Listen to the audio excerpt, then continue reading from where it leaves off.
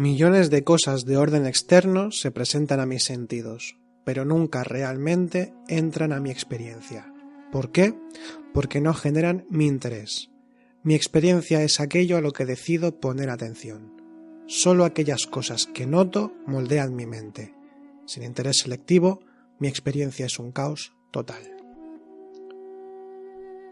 Estas palabras, escritas por William James, que fue un filósofo y psicólogo interesado en la fenomenología de la religión, en su libro Principios de Psicología, escrito a principios del siglo XX, habla de algo muy interesante, y es que las experiencias no es que nos vengan y ya está, sino que nosotros, con aquello a lo que ponemos más atención, con la percepción, con la atención en sí misma, es el taller de modelaje de lo que luego vamos a vivir. Es decir, lo que nosotros percibimos depende de cómo nosotros hemos ido construyendo esa forma de percibir.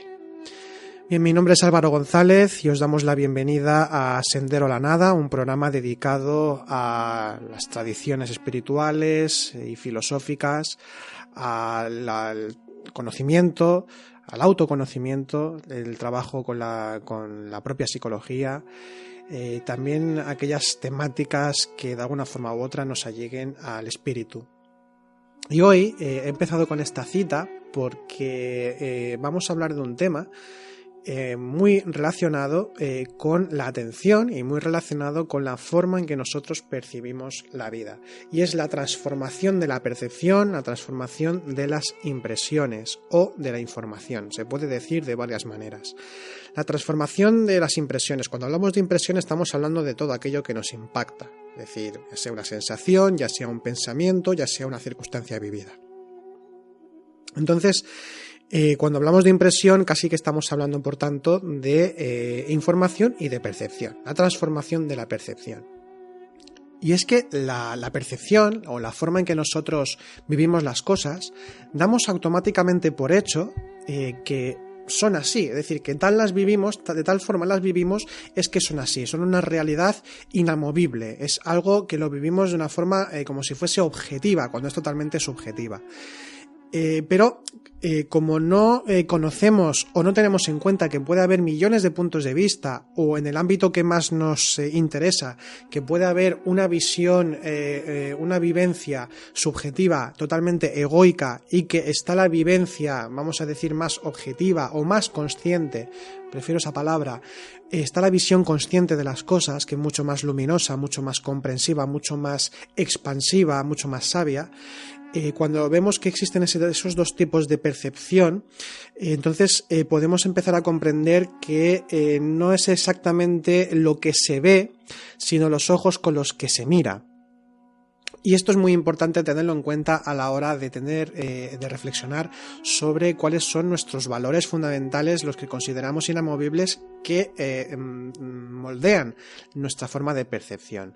Para poder entender la importancia que tiene este tema de lo que vamos a hablar, vamos a comenzar hablando de que nosotros, para nosotros la percepción, y a nivel tradicional me refiero, y para nosotros como seres humanos, la percepción es una forma de alimentación para nosotros. Y es que existen tres tipos de alimentos con los que nosotros nos nutrimos para vivir en nuestra existencia en el mundo. Uno es el que ya conocemos, el que ya sabemos pues de entrada, que es la comida y la bebida. Luego, otro tipo de sistema digestivo, podríamos decir, que es el aire, el oxígeno, incluso la parte energética y consciente del oxígeno del aire, que sería el prana. Y luego hay otro tipo de sistema digestivo, de sistema de alimentación, o que procesa ese alimento, que es la información. Entonces son tres tipos de alimentos que determinan nuestro modus vivendi, y que unos se retroalimentan a otros. Pero el más importante, igualmente, es el sistema digestivo de la respiración, que tiene más que ver con el sistema nervioso si hablamos en términos más anatómicos. Sistema nervioso o las conexiones neuronales, que también se ubican en el corazón y en el sistema digestivo, los intestinos como tal, pero estamos hablando de ese sistema de transformar la información, del mismo modo que con la comida y la bebida las transformamos y los nutrientes los repartimos, los reparte los órganos por las diferentes partes del cuerpo para estar nutridos, y el aire también, pues con el oxígeno que nosotros reciclamos dentro de los pulmones, entonces a partir de ahí también se recicla la sangre y otras partes del cuerpo, pues también con la información sucede lo mismo, pero es algo que no tenemos tan en cuenta por la forma en que básicamente nos hemos criado, la forma en que tenemos de vivir pues, a lo largo de todas las épocas. Entonces, estos tres sistemas que transforman esos tres tipos de alimentos tienen su importancia, pero es mucho más importante el sistema relacionado con la percepción y con la transformación de las impresiones de la información.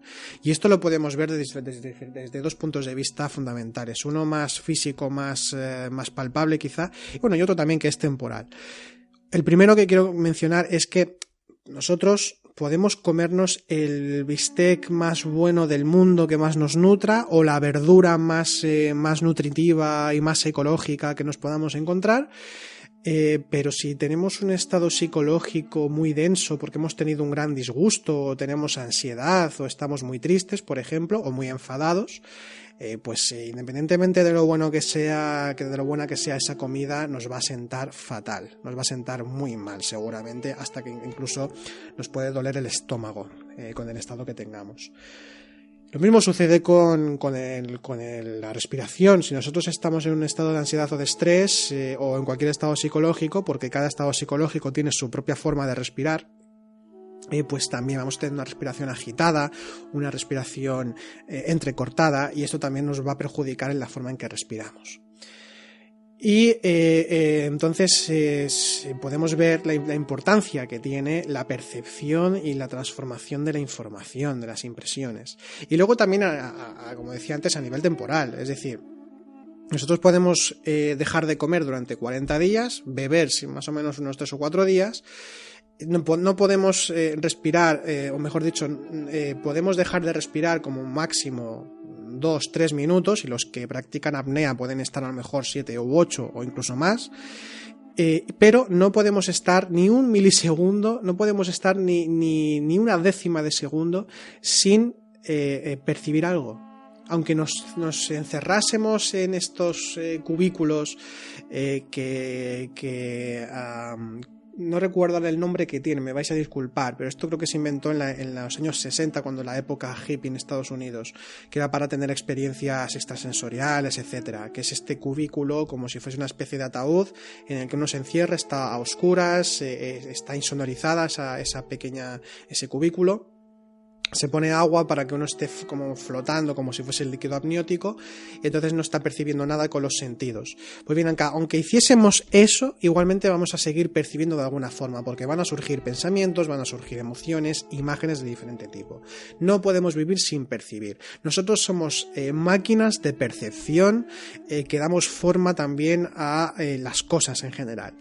Entonces, el ser humano, al ser un perceptor, al ser observador por excelencia, no respecto a nada, sino que es un observador, es una máquina, una estación de transmisión y de recepción de energías y de información. Entonces, si no percibimos, morimos, tal cual. No puede vivir el ser humano sin percibir, porque directamente no existiría, porque en el mundo físico en el que estamos viviendo, incluso en los mundos imaginales internos, también está la percepción de por medio, se percibe todo el tiempo. Entonces, ¿qué queremos decir con esto? Pues que se percibe todo el tiempo, que como decía William James en esta cita que he mencionado al principio del podcast, la información que nosotros, o la experiencia que tenemos está determinada por a lo que ponemos atención, a aquello a lo que ponemos interés. Y esto implica una priorización de aquello a lo que ponemos interés y una calidad de aquello que estamos percibiendo, y esto depende de nosotros. A un nivel, vamos a decir, más normal o más del ir viviendo la vida, de la vida monótona del día a día, mundana, pues simplemente vamos percibiendo sin ningún tipo de higiene y sin siquiera plantearnos si lo que percibimos está bien o mal, o si la forma en que nosotros vivimos las cosas está bien o mal, sino que simplemente las damos por hecho, las damos por ya concretadas y punto. Son buenas o malas, agradables o desagradables. Pero si nosotros empezamos a hacer un proceso de autoconocimiento, empezamos a trabajar en la meditación, en la autoobservación y en las diferentes prácticas que nos permiten autoconocernos, lo que estamos haciendo es empezar a darnos cuenta de una realidad que es esencial para poder empezar a trabajar de una forma seria, y es que básicamente tenemos muchas formas de percibir. Puede ser la percepción consciente o la percepción egoica. Y todo va a depender de nuestra calidad del trabajo interior, de cuánto tiempo al día estamos en atención consciente, de cuántos momentos nos recordamos a nosotros mismos, de qué capacidad tenemos de autoobservarnos, etcétera, etcétera. Entonces, somos los responsables, insisto una vez más, y sé que soy un pesado, pero es que quiero insistir en ello porque considero que es muy importante, que somos responsables de la forma en que nosotros vivimos nuestra vida. Y esto lo podemos ver reflejado en la forma en que percibimos las cosas. Por eso es muy importante la higiene de la información en general. ¿Qué es la higiene de la información? La higiene de la información no es únicamente a nivel externo, como voy a explicar ahora, sino también a nivel interno. Me explico. A nivel externo es interesante que tengamos en cuenta qué tipo de información consumimos. Y no me refiero a que tengamos que consumir un tipo de medio de comunicación y otro no, por ejemplo, sino en general. ¿Qué tipo de cosas de información consumimos? Hemos empezado con los medios de comunicación, pues de qué forma o qué tipo de medios de comunicación consumimos. Y aquí no entramos ni en ideologías, ni en agendas, ni nada de esto. Sencillamente, si consumimos o no, o qué tipo de información consumimos o no. Si es catastrófica, si no es tan catastrófica, si es más beneficiosa para el ser humano, si no lo es, etcétera, etcétera. Pero esto ya sería otro plano que entra más quizá en la ética y en la moral. No quiero entrar ahí, porque esto no corresponde exactamente con el trabajo interior como tal. Se puede hablar de ello, pero no es el tema. Sino lo que estoy hablando es, por ejemplo, de qué tipo de películas vemos, qué tipo de libros leemos, qué tipo de series consumimos, qué vemos en el ordenador o en la tablet o en el móvil. Es decir, qué información consumimos, hablando externamente, determinará también la calidad de nuestras impresiones y la calidad de la información que estamos consumiendo. Porque aunque sea uno el responsable de cómo percibe esa información, de todas maneras, en el estado actual en el que estamos pues, con la conciencia dormida, sí que tiene un efecto en nosotros. Seguramente que más de un oyente pues le pasa que sueña por la noche cosas relacionadas con lo que ha ido consumiendo durante el día. Y ahí esto es un reflejo de cómo no cae en saco roto aquello que nosotros consumimos a nivel de información, sino que tiene un efecto en nosotros que va moldeando y configurando nuestra percepción sin que nos demos cuenta. Entonces, el refinar, y tal cual lo digo, refinar lo que nosotros consumimos, la música que escuchamos, por ejemplo, es muy importante a la hora de crecer en calidad de lo consciente, tiene su importancia. Pero más importante todavía, y esto es lo que el centro de la cuestión respecto a la higiene de la información, es la forma en que nosotros pensamos, la forma en que sentimos y cómo actuamos. Como se habla, como se dice en el óctuple sendero del Buda, del budismo, está el recto pensar, el recto sentir y el recto actuar. Y esto implica una higiene de nuestros pensamientos, una higiene de nuestras emociones, una higiene de nuestros actos.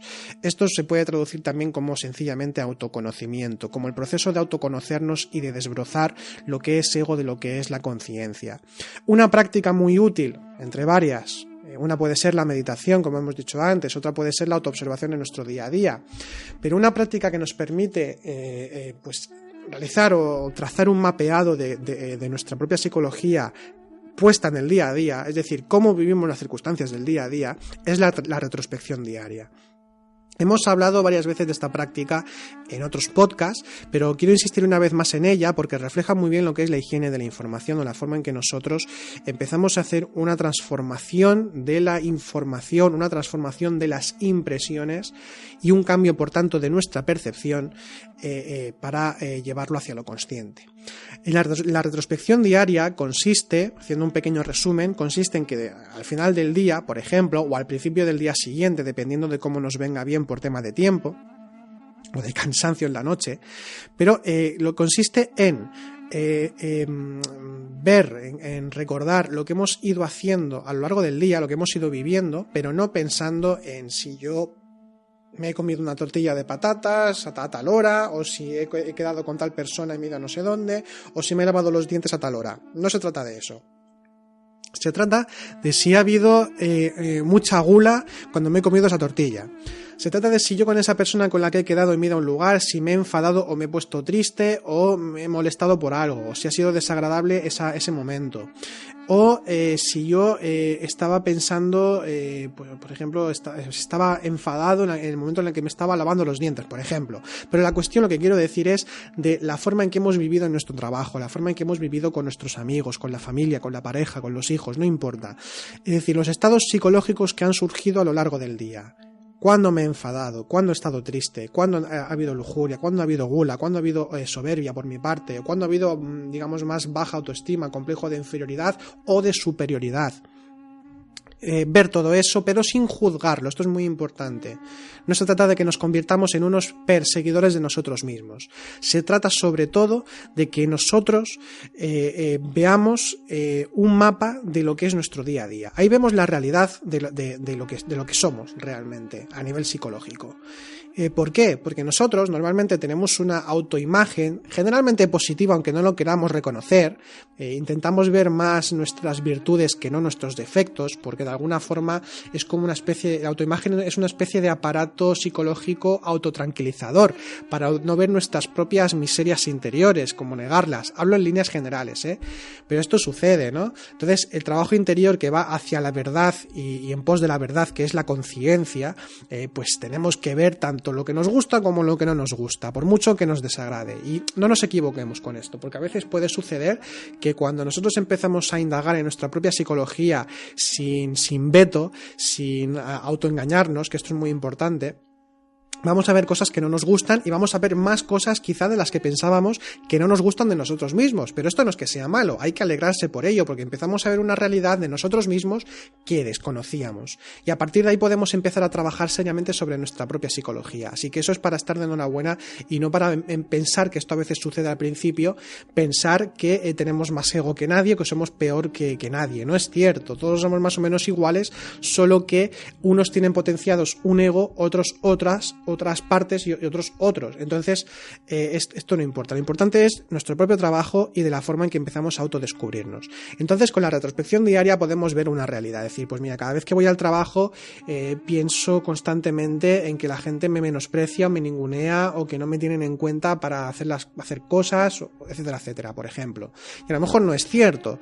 A lo mejor es simplemente una percepción que tenemos nosotros porque a lo mejor un día determinado pasó una cosa que la percibimos como que nos ninguneaban, pero resulta que no, que simplemente era algo que nosotros nos habíamos montado, la circunstancia era otra, y aunque fuese cierto, a lo mejor eso fue puntual, pero esto ya va a hacer que, si pensamos de esa manera en el trabajo, va a hacer que nosotros creamos que cualquier interacción con los compañeros tenga que ver con que yo creo que me están ninguneando, y a lo mejor no tiene nada que ver con la realidad. Y esto luego nos ocasiona problemas con los demás, y con nosotros mismos, evidentemente. Entonces, por ejemplo, no estamos poniendo un ejemplo.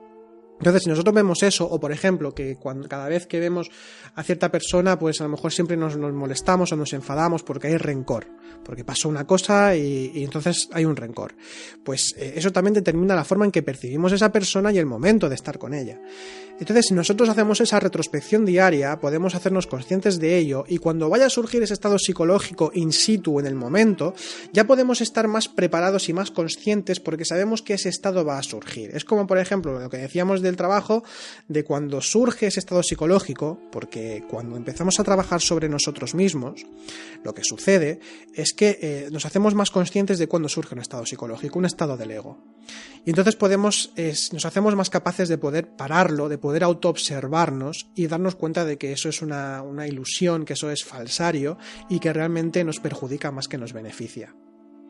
Entonces podemos, en el momento, como decía, de llegar al trabajo y de empezar a interactuar con los compañeros, si vemos que surge ese estado que de alguna forma, por ejemplo, puede ser un complejo de inferioridad, nos hace sentir que nos ningunean, pues en ese momento decir, mira, incluso reírnos de nosotros mismos, que a veces surge, lo digo por experiencia propia, que a veces me he descubierto a mí mismo repitiendo otra vez, porque somos muy repetitivos, con la retrospección diaria, si lo hacemos durante un mes entero seguido, pues se trata de eso, realmente, de hacerlo cada día, vemos cómo somos de repetitivos constantemente, de cómo casi siempre surgen los mismos estados psicológicos en las mismas circunstancias.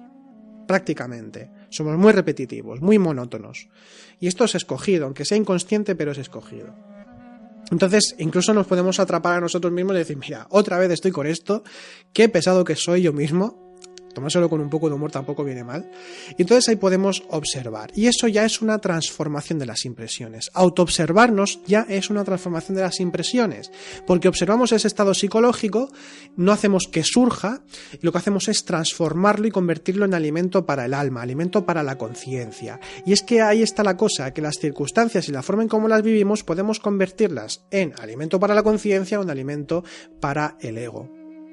Lo que hace el ego, evidentemente, con la información recibida, con la percepción, es deformarla, complejizarla, es reaccionaria y cuando percibimos desde la conciencia lo que estamos haciendo es entrar en un estado de conocimiento, de sabiduría, de comprensión, incluso de gozo interior, de beatitud o ananda, como dicen los hindúes, de dicha espiritual. Lo percibimos con otra presencia, con otro brillo, y además es mucho más expansivo y podemos comprender al otro, ponernos en los zapatos del otro, y esto implica entonces pues una mayor y mejor convivencia con los demás, con nosotros mismos y con el entorno. Y esto es muy importante. Y la retrospección diaria nos ayuda a eso. Y evidentemente esa retrospección no tiene que ser únicamente de aquello que nos perjudica el ego, ¿no? Sino también de recordar esos momentos de inspiración, de esos momentos de alegría, e incluso de esos momentos en los que no nos hemos dejado llevar por ese ego, que otros días sí nos hemos dejado arrastrar, identificar, y eso también nos ayuda a ir trabajando de alguna forma internamente. Porque esto es importante tenerlo en cuenta. Al ego se le mata por inanición, y la forma de matar por inanición al ego, es decir, que no se le da de comer, no nos identificamos con él, pues es alimentando la conciencia, alimentando a aquello que realmente somos, hemos sido y siempre seremos. Esto también quiere decir que para poder transformar impresiones, para poder transformar la percepción y cambiarla, implica una continuidad en el trabajo interior, no únicamente, por ejemplo, en la meditación, sino también en esa retrospección y en la autoobservación, en la atención consciente en el día a día. Cuando nosotros tenemos no quiero decir por hábito, porque el hábito es como más mecánico, pero para que se me entienda, cuando tomamos por hábito la atención consciente, que va surgiendo de una forma paulatinamente más natural, cuando tenemos un trabajo prolongado en el tiempo, entonces ya, entre comillas, estamos preparados para las circunstancias que vengan.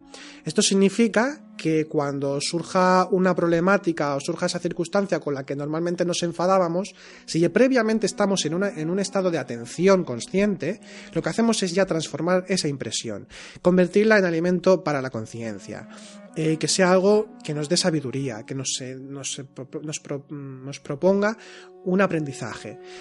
Si no estamos en ese estado previo de atención consciente, ya estamos en esos estados ámbito, como aquí les llamamos, esos estados en los que estamos sumergidos a lo largo del día sin darnos apenas cuenta, pues si estamos en esos estados, como puede ser de creer que nos ningunean, por ejemplo, o de estar medio enfadados todo el día y que saltamos a la primera de cambio con cualquier cosa que nos digan, entonces evidentemente solo hará falta una chispa para que se encienda el fuego. Entonces va a depender de nosotros y de la calidad de nuestra atención lo que va a hacer que nuestra percepción sea una u otra. Decir también otra cosa importante respecto a la información en general o de cómo vivimos las circunstancias. Hay un sesgo cognitivo, una falacia lógica, que de alguna forma todos las vivimos en una circunstancia u otra, y es que creemos que o que las circunstancias no nos afectan, o que la información que consumimos a nosotros no nos afecta o no nos manipula, pero que en cambio a los demás sí. Es decir, es como un sesgo doble realmente. Es decir, creer que a nosotros la información en general, ya sea de un medio de comunicación o incluso de una circunstancia vivida, creemos que no nos afecta apenas, pero al mismo tiempo creer que a los demás sí que les afecta. Es decir, como si nosotros fuésemos los únicos héroes a los cuales no nos afectan las cosas y que somos conscientes de nuestros actos. Y que a los demás tenemos que salvarlos de alguna manera, incluso, que esto puede surgir por el pensar de que nosotros somos totalmente conscientes. Y esto sucede, porque a veces cuando empezamos con estos estudios podemos caer en el error de creer que ya somos conscientes por el simple hecho de encontrar este tipo de estudios y de prácticas. Y como vemos que es lo mejor del mundo, pues ya queremos salvar a todo el mundo o queremos explicarles, lo hacemos de buena fe, pero las cosas se pueden hacer también de forma diferente y bueno, si hay personas que quizá pues no buscan esto, no lo quieren, no tenemos por qué estar molestándolos, diciéndoles todo el tiempo o intentar enseñarles, porque lo que vamos a hacer es perjudicarles e incluso que tengan más rechazo hacia el autoconocimiento, este tipo de estudios, por si en un futuro le puede interesar, pues que deje de interesarle. Bueno, este era un pequeño paréntesis que quería hacer, que ha surgido, no tiene que ver exactamente con el tema, pero bueno, a veces esto pasa. Bien, pues formas, ya hemos dicho algunas formas de cómo transformar las impresiones, de cómo trabajar con ello, ¿no? Autoobservación, retrospección diaria, atención consciente, recuerdo de sí, buscar la inspiración constantemente, la meditación, el trabajo psicológico. Todo esto va haciendo que trabajemos internamente y que, por tanto, a la hora de transformar las circunstancias, no externamente, sino en la forma en cómo las vivimos y de cómo las percibimos, se den de una forma mucho más espiritual o mucho más brillante, mucho más presente. Bien, otras formas también que nos ayudan a poder transformar impresiones, a poder ubicarnos en el recuerdo de sí, es el apelar a la divinidad, es decir, la oración. En nuestro mundo laico occidental u occidentalizado, nosotros en general, como sociedad, hasta cierto punto rechazamos la oración, porque bueno, lo atribuimos a beatería, a religión, a mentira, etc. Pero la oración es algo que se da en todas las tradiciones espirituales y sí tiene un efecto. De hecho, hace ya bastantes años incluso han surgido, bueno, se han hecho experimentos en el que la oración tiene unos efectos en el cerebro, tiene unos efectos incluso en el cuerpo y en la forma de percibir las cosas. Y es que la oración tiene muchas implicaciones a nivel interno. Por un lado es un pedir, si se puede considerar así, un decir que me rindo, pero esto no es negativo, porque hoy en día se busca el empoderamiento, se busca el ser más que nadie, se busca el desarrollar todas las potencialidades, pero cuando estamos hablando del mundo del espíritu estamos hablando de, como dicen en el cristianismo esotérico, el santo abandono, que significa básicamente la muerte iniciática, significa la desaparición egoica en pos de lo consciente, y esto implica que uno se da cuenta, uno se hace consciente de que es algo que participa de algo mucho mayor y que por tanto es simplemente una parte que participa, una parte de un todo. Y esto hace que nosotros nos podemos referir a Dios, a la divinidad, nos podemos referir a Brahma, a Alá, al Tao, cada uno pues depende de las creencias o depende de las tendencias religiosas que tenga o espirituales, pues se pueden dirigir a una cosa u otra. Pero la cuestión es que la oración nos permite rendirnos, nos permite en ese sentido ser mucho más libres, no tener que luchar. La oración, igual que la meditación, es la no lucha, es simplemente un pedir. Incluso una de las máximas formas de oración según la tradición es el simplemente pedir aquello que necesitamos, siendo conscientes de que nosotros no tenemos por qué saber realmente lo que es necesario para nosotros. Entonces es una forma también de humildad la oración. Luego también es una forma de hacernos conscientes, evidentemente, de entrar en el estado de inspiración, en el estado de mística incluso, de dicha espiritual. Entonces la oración, no sé si ya tenemos algún podcast hecho, ahora mismo no recuerdo, pero ya si no está hecho ya realizaremos algún podcast relacionado con la oración. Porque es algo que tiene su importancia si la entendemos de verdad, lo que es el orar. En nuestro orgullo actual, como decía, pues la oración se ve mal porque como que uno tiene que bastarse y sobrarse a sí mismo, y es lo que se nos vende, tanto en los círculos, digamos, sociales más externos, más cotidianos, como incluso en los que se pretenden espirituales. Pero la cuestión es que la oración es un ubicarse en la humildad, es un ubicarse en el trabajo interior mismo, es un ubicarse en la conexión con lo espiritual, con la divinidad. Entonces también es una forma de transformar impresiones, evidentemente, es una forma de cambiar nuestra percepción de las cosas.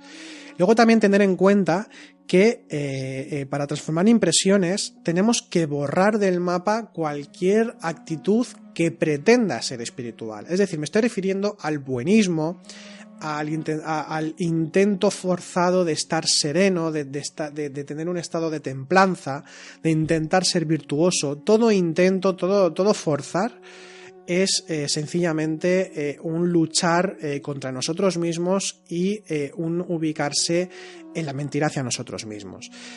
Y luego, por otro lado, que tiene relación con esto precisamente, es el que no existe un decálogo o no existe un número, una lista que nos diga qué hay que hacer en cada situación determinada. Cada instante tiene su propia medida, tiene su propia forma, tiene su propia necesidad. Entonces no tenemos que actuar siempre de la misma forma independientemente de lo que pase.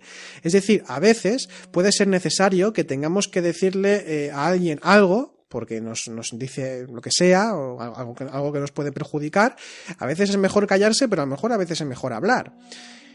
O a lo mejor a veces es mejor marcharse, pero otras veces es mejor quedarse. Es decir, que cada circunstancia tiene su propia calidad, su propia coherencia y su propia necesidad. Por tanto, la conciencia trasciende el buenismo, trasciende, aunque pueda sonar un poco prepotente, pero trasciende al bien y al mal, en el sentido de que no se trata de algo moral, de que tengamos que actuar, cuando alguien me molesta, pues me callo, siempre. Pues no tiene por qué ser así. A veces quizá es mejor decir algo concreto para evitar un mal mayor, por ejemplo. Es que no puedo poner ejemplos porque precisamente es eso, no existen ejemplos. Cada situación tiene su propia coherencia y su propia necesidad. Por tanto, se trata de atender a la demanda consciente del instante. Y esto se da si nosotros estamos ubicados en el recuerdo de sí, si estamos ubicados en la conciencia. Y así es una forma también, dicho de paso, una forma de transformar las impresiones, una forma de transformar la percepción. Bien, algo también que es muy importante, hemos hablado ya también en varios podcasts que nosotros trabajamos en 3 líneas o consideramos que tradicionalmente existen 3 líneas bastante marcadas de lo que es el trabajo sobre nosotros mismos por el despertar de la conciencia, que son los 3 factores. Es el trabajo con la propia psicología, el trabajo con la propia energía, que en los próximos podcasts vamos a hablar también de ello, ya lo voy anunciando, y luego también está un factor que es muy importante y también hemos mencionado en otras ocasiones, que es la consideración exterior o también la solidaridad consciente. ¿Y esto qué es? Pues esto es el tener en cuenta al otro. Precisamente hoy en día, en ese ensimismamiento hacia nosotros mismos que generamos, pues con la forma en que percibimos la vida hoy en día en nuestra sociedad, en esa búsqueda del éxito, del empoderamiento, de el ser algo, del desarrollarnos completamente, como estábamos diciendo antes, también implica una generación de mayor egocentrismo en las personas, en convertirnos en más egocéntricas, y eso es algo que nos perjudica. Si no hay un sistema de trabajo interior serio, nos vamos convirtiendo cada vez más en seres egocéntricos, incluso aquellos que practicamos la espiritualidad. Si no nos damos cuenta, podemos quedarnos demasiado ensimismados en nuestra propia psicología, en nuestra propia forma de vivir. Entonces, la consideración exterior, la solidaridad consciente, es también un mirar hacia los otros, en ponernos en los zapatos del otro, en expandir nuestra participación en aquello que llaman la unidad múltiple, consciente y perfecta. Entonces, la consideración exterior, ejemplos de ello, pues es ayudar a los demás. Por ejemplo, si estamos en el autobús o en el tren, en el metro, sentados y vemos que entra una persona mayor, cederle el sitio. O si vemos que hay una prenda de ropa que está en el suelo, en una tienda de ropa, y pues no nos cuesta nada recogerla y ponerla en su sitio, porque a lo mejor es algo bueno, que mejor que esté limpio o que esté en condiciones para que alguien lo pueda coger y que lo pueda comprar. O si vemos que hay en el borde de la mesa hay un vaso que puede caerse, si no nos damos cuenta alguien le da un golpe, pues empujarlo un poquito hacia adentro para que no caiga o que nadie lo golpee. Esos son pequeños ejemplos y que son pequeños detalles, porque en los pequeños detalles están marcadas la forma en que nosotros vivimos y de cómo comprendemos las cosas. Ahí se da pues también una transformación de las impresiones, porque como también estamos por ayudar a los demás y tener un cuidado del entorno, eso también nos hace salirnos de nosotros mismos, y es una forma de erradicar estados psicológicos que puedan surgir y también de transformar justamente las impresiones, la información. Entonces es importante esto. Eso precisamente implica voluntad consciente, implica esfuerzos conscientes, porque siempre hay una vocecita, esa vocecita que decimos de la conciencia, que es como un pequeño impulso que surge al inicio de cualquier situación, que a lo mejor no tenemos ganas, apetencia por ayudar a alguien o hacer algo que es necesario, pero siempre hay un pequeño impulso inicial que si no lo opacamos por el ego, pues nos está diciendo que es lo coherente, y entonces por tanto hay que hacer un esfuerzo consciente para poder ayudar. Y así, de esta manera, en esos esfuerzos conscientes, lo que estamos haciendo es también vivir mejor con nosotros, con los demás y con el entorno, y esto implica pues también un grado de autoconocimiento mayor. Y bien, la transformación de las impresiones, por tanto, implica, ya englobando todo lo que hemos estado hablando, lo que implica es un cambio de percepción, el darnos cuenta de que no solamente hay una forma de percibir dada, concreta y que solamente es una. Perdón, ya le he dado 2 golpes al micro porque estoy moviendo las manos con un poco de énfasis, me vais a disculpar. Bien, pues lo que decía, que no se trata únicamente de que exista una forma de percepción y punto, sino que existen muchas, pero no por personas que existan en el mundo, sino que uno mismo puede percibir las cosas de muchas formas diferentes, y si concretamos, puede haber una forma consciente que es más objetiva, más luminosa y más presente, y otra que es egoica. Entonces, si nosotros trabajamos sobre nosotros mismos, podremos percibir las cosas desde la conciencia, vivirlas desde la conciencia, y por tanto que esto sea alimento para la conciencia, para que podamos ir despertando de instante en instante. ¿Por qué? Pues porque el despertar de la conciencia no tiene por qué ser un grandísimo estado majestático de mística increíble, en el cual vemos a coros de ángeles a nuestro alrededor y músicas celestiales, que no es que eso sea malo o sea bueno, porque hay experiencias visionarias que son así, pero eso no es despertar la conciencia, ni es la única experiencia espiritual, o sentados en la meditación. Se puede dar en el día a día. ¿Por qué? Porque todo tiene su brillo. Como dice el Corán, allá donde tú mires se halla la faz de Dios. Por tanto, nosotros podemos ver la luminosidad del ser, la luminosidad de lo divino en todo lugar y en todo instante, en todo momento. Todo instante tiene su poética, su estética, su conciencia. Por tanto, depende de nosotros, depende del compromiso interior que tengamos con nosotros mismos. Depende realmente del anhelo espiritual que tengamos. Esto va a implicar que constantemente consideremos que el mundo, la vida que vivimos, es como una gran escuela en la que nosotros podemos aprender lo consciente y el lugar en donde podemos despertar conciencia. Y es que realmente el camino espiritual no se da en una parcela de nuestra vida. Esto ya lo hemos comentado algunas veces, ¿no? No se da en una clase con un grupo de gente que habla de estos temas, no se da únicamente en la sala de meditación, no se da en el momento en el que vamos a practicar oración, no se da en el momento en el que hacemos prácticas energéticas, no se da únicamente en esos momentos que consideramos nosotros como espirituales, sino que se da en todo momento, porque la vida espiritual es todo, ¿no? Y se da en todo, porque todo es espíritu realmente. Depende de la forma en que nosotros percibimos las cosas, si lo vamos a ver más espiritual o no, si lo vamos a percibir de una forma más luminosa o no. Y como depende de nosotros, esto hace que nosotros podamos escoger hasta el punto en el que nosotros, en nuestra capacidad, escojamos. Así que la transformación de las impresiones es ese cambio de percepción hemos de ser cuidadosos con aquello con lo que nosotros nos alimentamos, del mismo modo en que elegimos qué comer, y si somos personas pues a las personas que les gusta alimentarse de forma sana, del mismo modo que escogemos pues cierto tipo de alimento, pues que esto no lleve grasas saturadas o aquello no lleve aceite de palma o cosas por el estilo, también hay que escoger la información que nosotros consumimos a nivel externo en forma de música, de medios de comunicación, de internet en general, de libros, películas, etc.